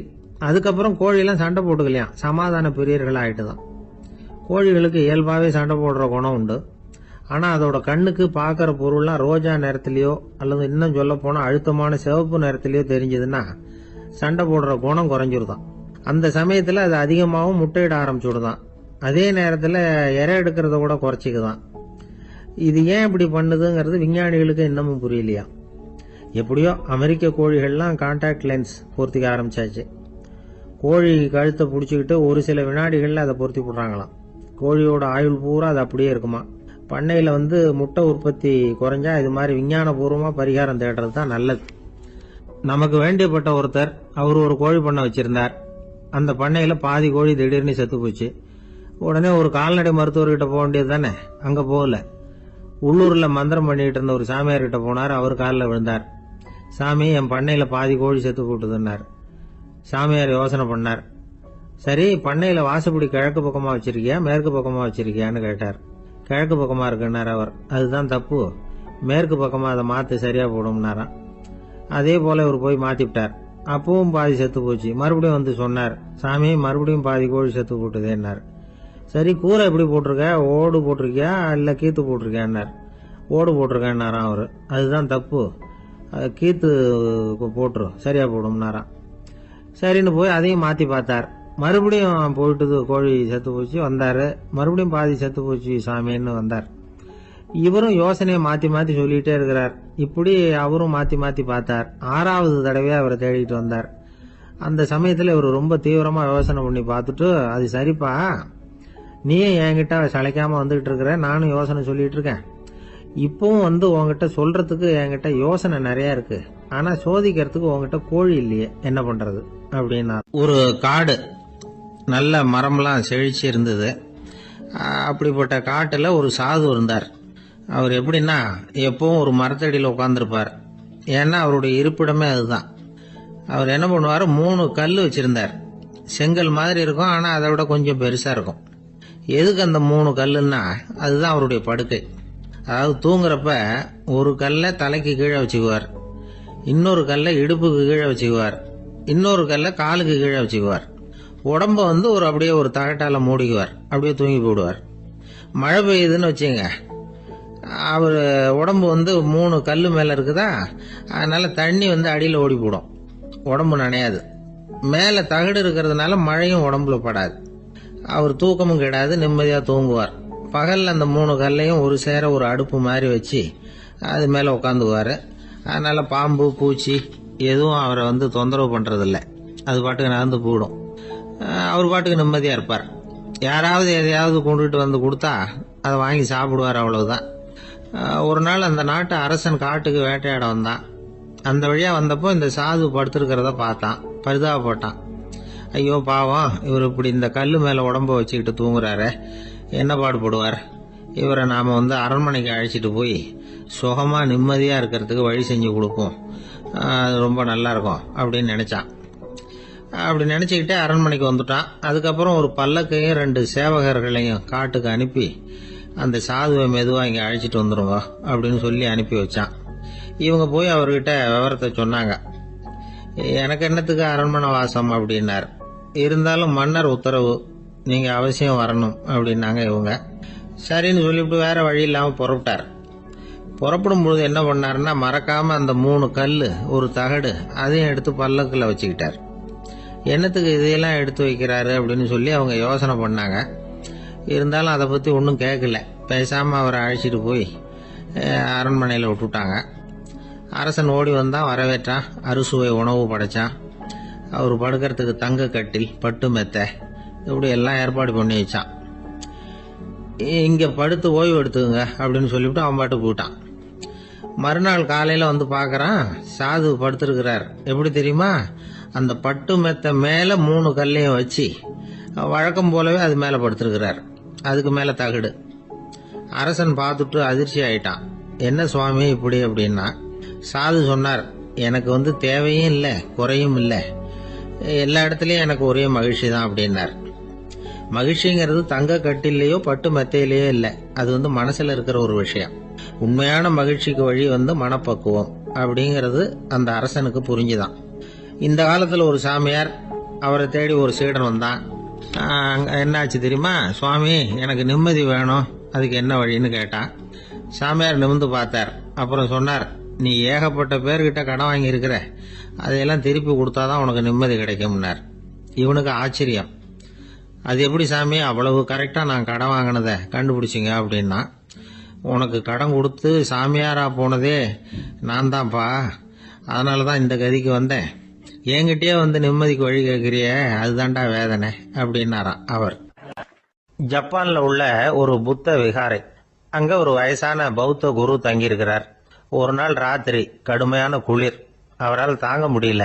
பார்த்தார், மரத்துல செஞ்ச புத்த சிற்பங்கள் அங்க நிறைய இருந்தது. அதுல ஒன்ன எடுத்து அதுக்கு தீ மூட்டி அந்த நெருப்புல குளிர் காஞ்சிக்கிட்டு இருக்கிறார். மர சிற்பம் தீ வச்சதும் படபடன்னு வெடிக்க ஆரம்பிச்சுட்டுது. அந்த சத்தத்தை கேட்டதும் அந்த புத்த விகாரையின் குருக்கள் வெளியில ஓடி வந்தார். இவர் ஆனந்தமா குளிர் காஞ்சிக்கிட்டு இருக்கிறார். அவரால் பொறுத்துக்க முடியல. தெருவில் தெரிஞ்சுக்கிட்டு இருந்த அந்த பெரியவரை இங்க தங்க அனுமதிச்சதே அவரு தான். இவர் இப்படி பண்றாருன்னு நினைச்சுக்கிட்டே அவரை கோபமா பார்த்தார். ஏன் இப்படி கோபமா பாக்குறீங்க, இப்படி உட்காருங்க அப்படிங்கிறாரு இவர். அவருக்கு இன்னமும் கோபம் வந்துட்டுது. எங்கள் கடவுளை எரிச்சுட்டீங்களே அப்படின்னு சத்தம் போட்டாராம். அப்படியா அப்படின்னு கேட்டுக்கிட்டே அந்த சாம்பலை கிளறினார் இவர். என்ன செய்யறீங்கன்னு கேட்டிருக்காரு அவர். நான் எலும்புகளை தேடுறேன்னாராம்.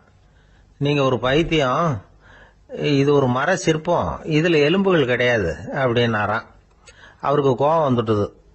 உடனே வெளியில போங்கன்னு கத்தியிருக்காரு. வெளியில தள்ளி கதவையும் சாத்தி விட்டாராம்.